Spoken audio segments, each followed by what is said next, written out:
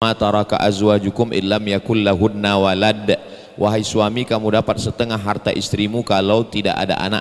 Fa in kana lahunna waladun falakumur rubu'u. Kalau ada anak maka suami dapat seperempat.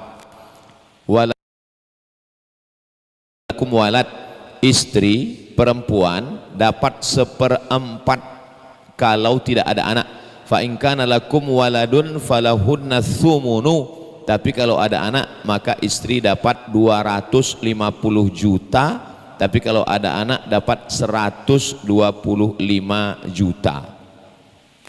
Belum lagi sekarang perempuan itu dibantu lagi dengan meninggal dihitung, tidak langsung dibagi warisan, dibagi dua, diambil dari fikih bab musyarakah, seakan-akan suami dengan istri itu berkongsi. Maka seketah gono gini, artinya kau begono aku begini. Begitulah harkat martabat ini diangkat. Lalu kemudian dalam Islam, Nabi Adam keluar dari surga bukan karena digoda oleh Hawa. Nabi Adam, lalu kenapa Nabi Adam makan buah kuldi? Karena iblis memakai nama Tuhan, membawa-bawa nama Allah. Makanya perbuatan yang paling jahat adalah al-halafu, bersumpah atas nama Allah. Tun, 3 golongan. La yukallimuhumullah yaumal qiyamah, akan diampunkan, disucikan Allah. Salah satunya adalah orang yang bersumpah palsu membawa-bawa nama Allah, dan yang pertama melakukan itu adalah iblis. Puan tidak dituduh sebagai penyebab keluarnya Adam dari surga, dan kemudian perempuan diangkat derajatnya. Al-mu'minat, al-mu'minun laki-laki, al-mu'minat perempuan sama. Ba'duhum awliya'u ba'd, mereka mungkar dalam hal amal ma'ruf dan nahi mungkar. Yang sebelumnya perempuan bukan apa-apa, yang sebelumnya perempuan dihinakan, dinistakan. Wasallam. Pertama, perempuan tidak dapat warisan, diberi warisan. Yang kedua, perempuan dianggap sebagai penyebab manusia keluar dari surga,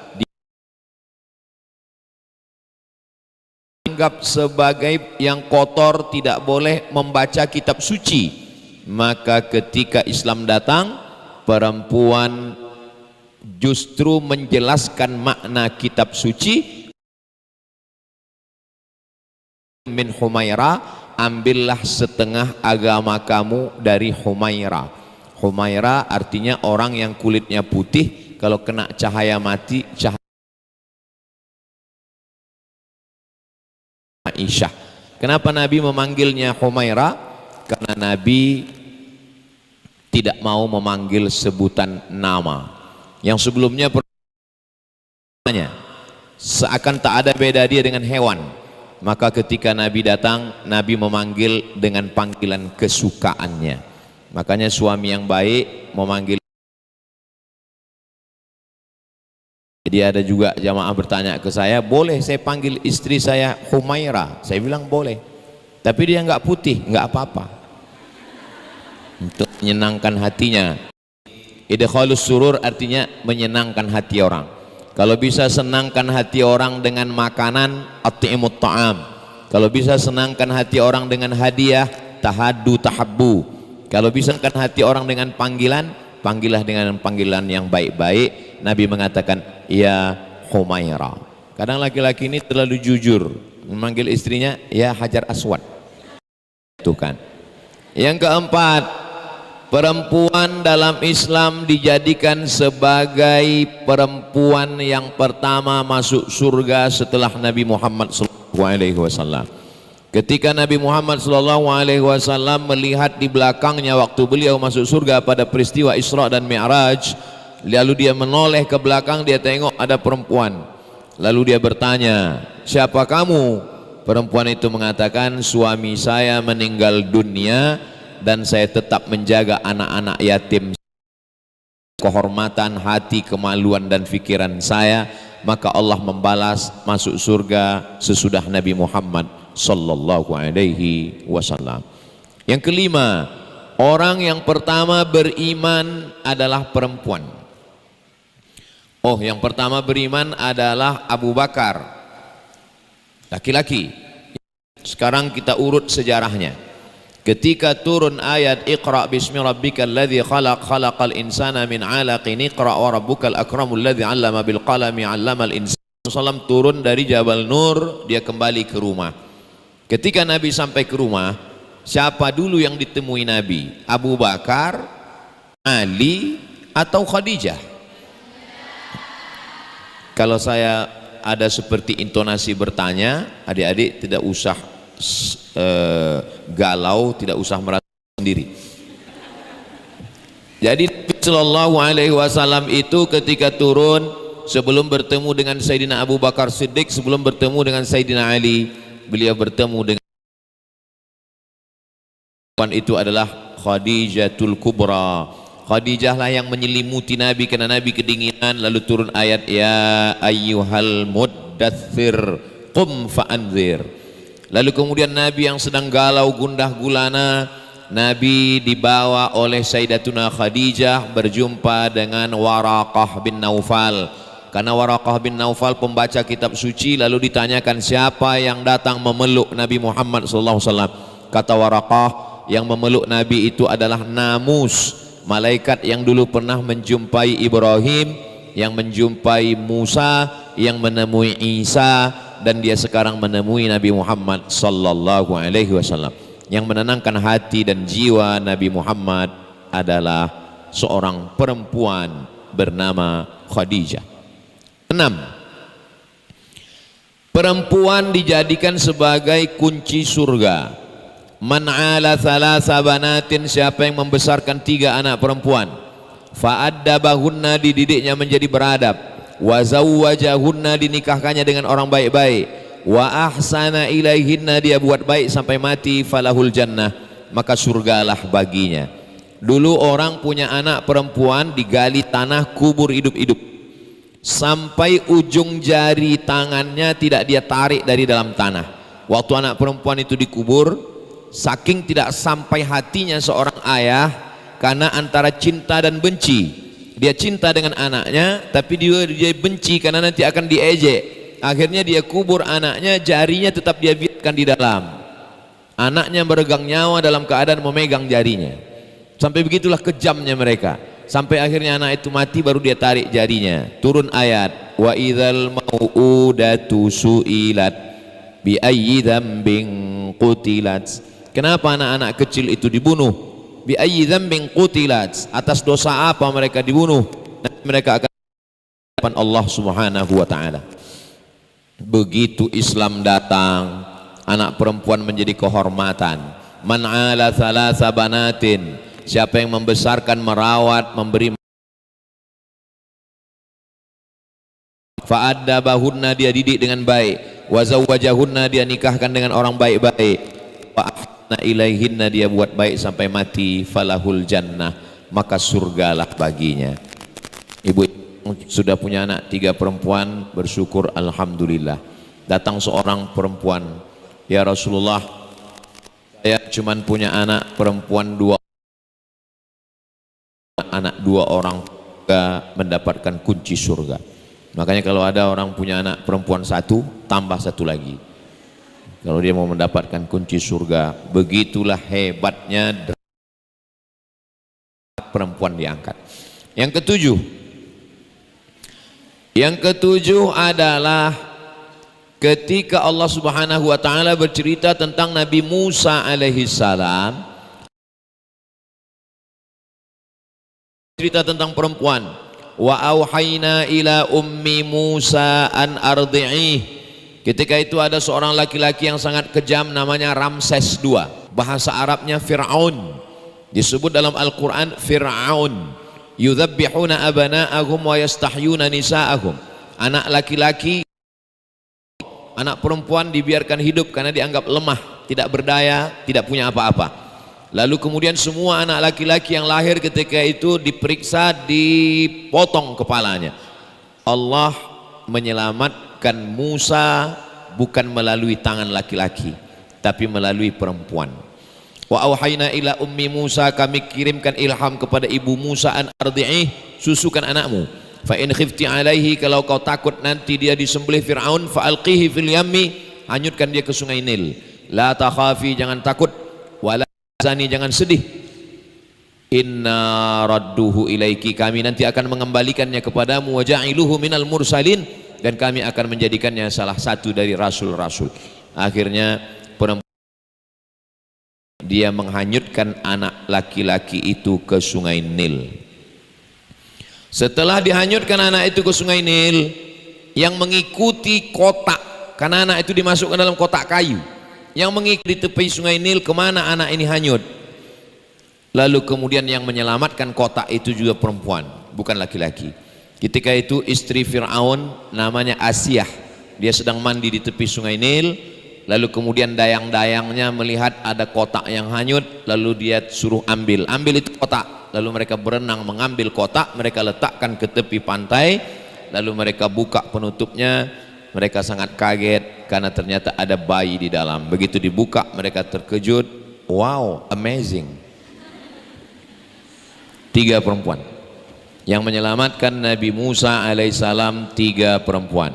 Pertama ibunya, kedua kakaknya, 3 Asiyah, bukan laki-laki. Apa sebenarnya yang terjadi? Allah ingin menunjukkan kepada manusia, jangan diskriminatif, jangan rendahkan, jangan sepelekan perempuan, karena sebelum itu sejarah terlalu menjatuhkan harkat martabat perempuan. Lalu kemudian ketika Nabi Musa alaihissalam sampai usia remaja, dia melihat ada 2 orang yang berkelahi. Fawakazahu Musa, lalu Musa melerai, tapi orang ini yang berkelahi tidak mau dipisah. Lalu Nabi Musa meninju, maksud meninju itu supaya mereka berhenti. Rupanya tinju mati. Akhirnya Nabi Musa lari dari istana Fir'aun. Sebetulnya itu skenario Allah supaya Nabi Musa terlepas dari Fir'aun. Ketika itu Nabi Musa bersandar di bawah sebuah batang pohon kayu di tengah panas terik, dan dia lihat ada 2 orang perempuan yang sedang berdiri menunggu antrian mengambil air panjang. Perempuan tidak boleh di depan antrian, yang di depan adalah laki-laki yang gagah perkasa. Nabi Musa datang lalu melihat kenapa ini panjang antrian.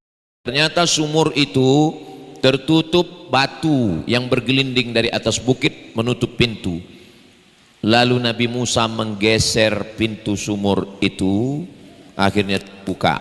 Padahal mereka 30 laki-laki tidak sanggup. Nabi Musa menggeser sebentar, terbuka. Pantaslah yang dia pukul itu mati, karena tenaga 30 laki-laki. Setelah itu kata orang kampung, silakan ambil air. Nabi Musa tidak mengambil air. Nabi Musa mempersilakan perempuan yang 2 di belakang itu untuk mengambil air. Kata Nabi Musa, ladies first. Perempuan itu mengambil air. Rupanya 2 perempuan itu adalah anak Syuaib. Dan setelah mereka membawa air, mereka menawarkan Musa untuk berjumpa dengan Syuaib. Akhirnya mereka berjalan, dan perempuan itu berada di depan. Perempuan itu di depan karena dia yang tahu jalan kemana nanti rumah Syuaib. Di tengah perjalanan angin bertiup kencang. Bila perempuan pakai kain bertiup kencang, mohon maaf, nampak lekuk tubuhnya. Lalu Nabi Musa mengatakan, kalian perempuan pergi ke belakang, biar aku yang di depan. Zaman dulu begitu. Zaman dulu perempuan itu kalau pakai kain, datang angin kencang baru nampak lekuk tubuhnya. Sekarang tak berangin pun nampak.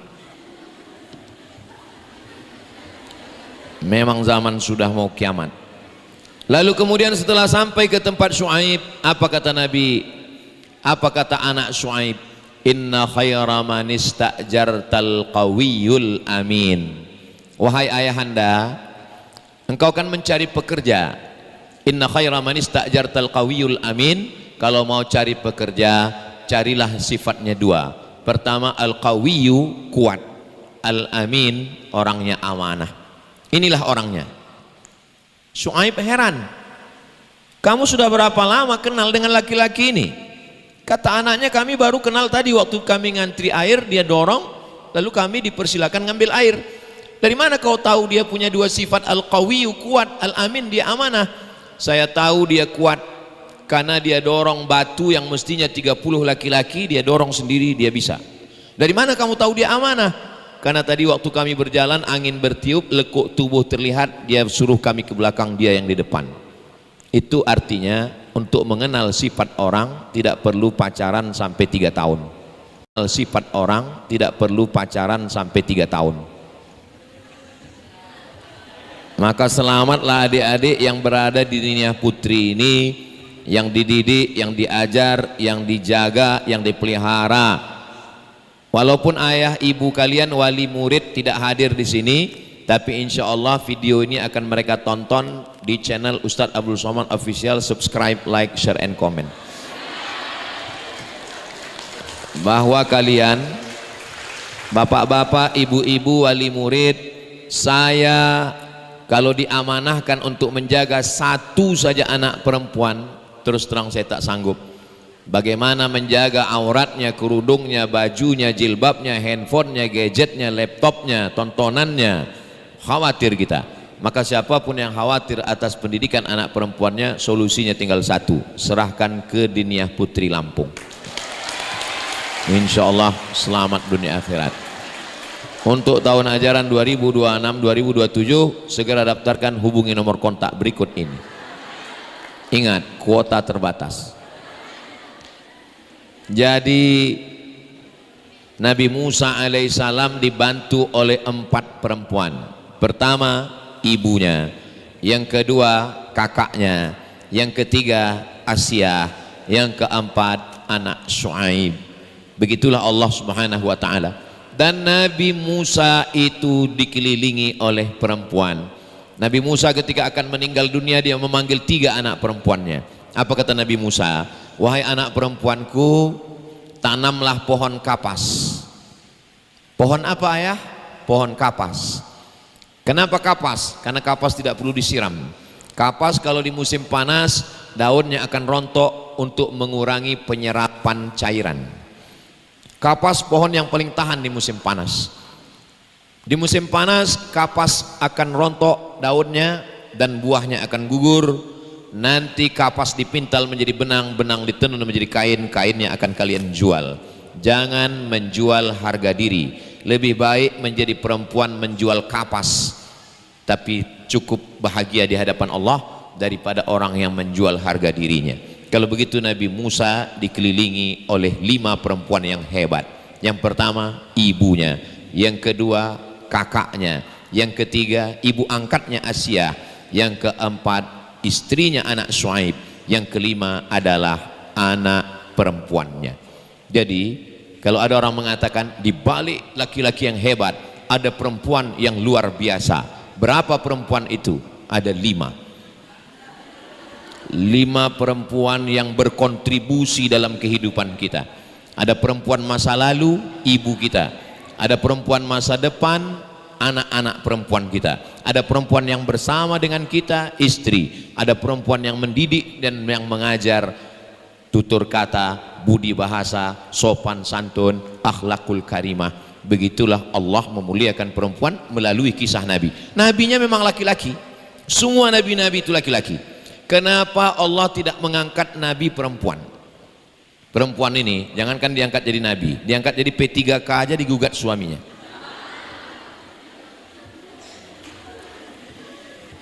Yang ketawa berarti nyambung nonton berita. Berikutnya yang ke-8.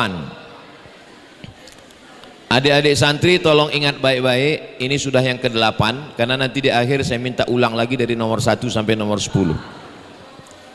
Yang ke-8, Nabi Isa alaihissalam. Nabi Isa tidak punya ayah.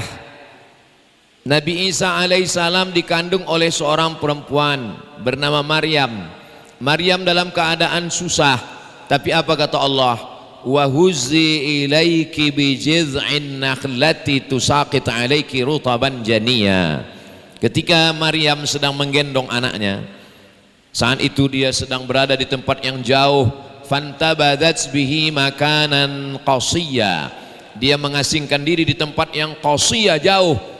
Kenapa dia mesti ke tempat yang jauh? karena di tengah kota orang sudah mulai bergosip ada perempuan yang hamil tanpa suami. Mereka menuduh Maryam berzina dengan si Joseph tukang kayu. Lalu kemudian mereka mengatakan ini perempuan nakal, ini perempuan jahat, ini perempuan pezina. Mohon maaf, kata-katanya tidak kasar, tapi itulah yang mereka katakan. Akhirnya Maryam pergi ke sebuah kampung yang jauh, fantabadat bihi makanan syarqiyya, di sebelah timur dari Baitul Maqdis. Lalu kemudian dia bersandar di sebatang pohon kurma. Apa kata Allah? Wa huzzi ilaiki bijiz'in nakhlati, goncangkan pangkal batang pohon kurma itu dengan pundakmu. Ini kami semua ini laki-laki, asli laki-laki, bukan laki-laki jadi-jadian. Seandainya kami saat 6 bertujuh dengan saya menggoncang batang kurma, enggak akan bergoncang. Kurma itu masih sepupu sama sawit. Cobalah kita bertujuh ini menggoncang batang kurma, enggak akan bergoncang. Tapi kenapa Allah menyuruh Maryam menggoncang batang kurma? Perempuan yang lemah, wahnan ala wahnin, perempuan yang baru saja melahirkan disuruh menggoncang batang kurma. Apa maksudnya? Menunjukkan bahwa Allah Maha Kuasa untuk perempuan yang lemah itu menjadi kuat. Tusaqit alaiki rutaban janiya, maka akan gugur buah kurma. Padahal kalau Allah mau, nggak perlu Maryam menggoncang batang kurma. Allah sendiri memfirmankan, innama amruhu idza arada syai'an ayaqula lahu kun fayakun. Jangankan buah kurma, batang kurmanya tumbang sekalian. Allah mau ngasih tahu bahwa Maryam, perempuan yang dikatakan lemah, dia bisa membesarkan seorang nabi bernama Isa alaihi salam. Yang ke-9, bagaimana seorang Muhammad sallallahu alaihi wasallam. Muhammad sallallahu alaihi wasallam datang untuk melepaskan perempuan, untuk menyelamatkan perempuan yang sebelumnya diinjak-injak, yang sebelumnya direndahkan, dijatuhkan, dihinakan, disepelekan. Makanya kalau kita baca bagaimana Nabi di bulan suci Ramadan, i'takafa Rasulullah sallallahu alaihi wasallam fil ashril awakhir min Ramadan. Nabi i'tikaf di 10 terakhir Ramadan. Ini menghadap ke arah kiblat. Di sebelah kiri rumah Nabi. Andaikan kita ini sedang berada di Taman Raudhah, panjang umur sehat badan, mudah-mudahan kita nanti umroh ke Taman Raudhah. Ongkos tanggung masing-masing. Ini menghadap ke arah kiblat. Di sini mimbar Nabi. Di sini ada tiang 3. Tiang yang di sini namanya Ustuwanatus Sarir. Ustuwanah artinya tiang, tertulis di atas Ustuwanah. Sarir artinya tempat tidur. Ustuwanatus Sarir, tiang tempat tidur. Kenapa disebut tiang itu tempat tidur? Karena di bawah tiang itu ada tempat tidur Nabi. Nabi tidur di bawah tiang. Nabi bersandar di tiang, di dekat itu ada pintu, ada jendela, langsung ke kamar Nabi bersama istrinya Sayyidatuna Aisyah, ibu kita semua, Ummul Mukminin. Nabi meletakkan kepalanya di dekat jendela dan Sayyidatuna Aisyah menyisir rambutnya. Kenapa Nabi tidak keluar masuk kamar? Karena kalau Nabi keluar masuk ke kamar, iktikafnya batal. Keluar masjid, iktikaf batal. Kenapa Sayyidatuna Aisyah tidak masuk ke dalam masjid? Karena saat itu mohon maaf dia sedang halangan, dia tidak masuk masjid. Kenapa Nabi tidak mengambil sisir dan nyisir sendiri? Nabi ingin mengajarkan bahwa Nabi bersikap lembut memuliakan perempuan. Dia minta sisirkan rambutnya. Pertanyaannya, kapan ibu terakhir menyisir suami ibu? Enggak usah dijawab. Dan kapan terakhir bapak minta sisirkan ke ibu? Ah, Ustadz cuman pandai ceramah aja. Memang Ustadz pernah? Saya gundul. Apa yang mau disisir? Nabi Shallallahu Alaihi Wasallam tidak hanya sebagai panglima perang. Nabi Shallallahu Alaihi Wasallam tidak hanya sebagai seorang nabi rasul, tapi dia sebagai seorang suami yang mesra terhadap istrinya. Makanya kata Nabi, khairukum li ahli. Orang yang paling baik di antara kamu semua adalah khairukum li ahli. Orang yang paling baik kepada istrinya. Wa ana khairukum li ahli. Dan aku adalah orang yang paling baik kepada istriku. Suatu ketika Nabi pulang Nabi habis makan maghafir. Maghafir adalah madu yang baunya agak asam. Madu di tempat kita kalau dicium nggak ada baunya. Ada satu jenis madu namanya maghafir karena dia dari tanaman yang baunya agak asam. Setelah Nabi makan, Nabi pulang ke rumah, kata Sayyidatuna Aisyah, bau ya Rasulullah. Apa kata Nabi? Aku haramkan memakan maghafir. Karena kau tidak suka Aisyah, maka aku haramkan makan maghafir. Turun ayat, la tuharrimu ma ahallallahu laka tabtaghi mardata azwajik. Jangan kau haramkan yang dihalalkan Allah hanya ingin menyenangkan hati istrimu. Nabi mengharamkan maghafir hanya ingin menyenangkan hati istrinya. Bayangkan dengan suami-suami sekarang pulang ke rumah mulutnya bau knalpot. Kalau istrinya bilang bau bang, terserah, mulut aku, duit aku, rumah aku, ngapain kau di sini katanya. Lalu mulut yang kotor itu dipakai untuk mengucapkan subhanallah walhamdulillah wala ilaha illallah wallahu akbar. Memuji Allah, Allah memang terpuji. Memuliakan Allah, Allah memang mulia. Membesarkan Allah, Allah memang besar. Tapi ketika ada orang bisa dengan lisannya mengangkat harkat, derajat, martabat perempuan, dialah yang paling mulia menurut Rasulullah sallallahu alaihi wasallam. Yang ke-10 setelah Nabi Muhammad. Setelah Nabi Muhammad sallallahu alaihi wasallam, Abu Bakar Siddiq memuliakan perempuan. Anak perempuannya dia berikan kepada Nabi, namanya Sayyidatuna Aisyah. Umar bin Khattab memuliakan perempuan. Anak perempuannya bernama Sayyidatuna Hafsah. Nanti kalau kita masuk dari babus salam, setelah babus salam kita lewat mihrab Nabi sebelah kiri. Habis lewat mihrab Nabi sebelah kiri kita ketemu makam Nabi. Makam Nabi sebelah kiri kita ucapkan assalamualaikum ya Rasulullah. Sebelah kanan ada jendela yang tidak pernah tertutup sejak 1400 tahun. Jendela yang tidak pernah tertutup 1400 tahun. Sebelah kanan jendelanya warna coklat. Itu adalah rumah Hafsah. Ketika pelebaran Masjid Nabawi, lalu Sayyidina Utsman mengatakan rumah Hafsah mesti ditutup karena Masjid Nabawi mau diperlebar, dimajukan ke depan. Mimbar yang tempat mihrab Nabi sekarang tidak dipakai karena imam sekarang berada di depan, maka kena rumah Hafsah. Hafsah mengatakan rumahku nggak apa-apa, tidak apa-apa direnovasi, masuk ke dalam Masjid Nabawi, tapi tolong jendelanya tetap buka. Kenapa? Supaya aku bisa melihat makam Nabi Muhammad sallallahu alaihi wasallam. Maka sampai hari ini jendelanya tetap terbuka. Dan banyak jamaah yang ketika lewat di situ melihat ke kiri makam Nabi, melihat ke kanan jendela rumah Hafsah, mereka haru bagaimana cinta Hafsah kepada Nabi. Mereka melelehkan air mata, lama berdoa, tapi khusyuknya tiba-tiba hilang. Kenapa? Diusir polisi. Haji. Susah kita mau khusyuk di ibadah umrah.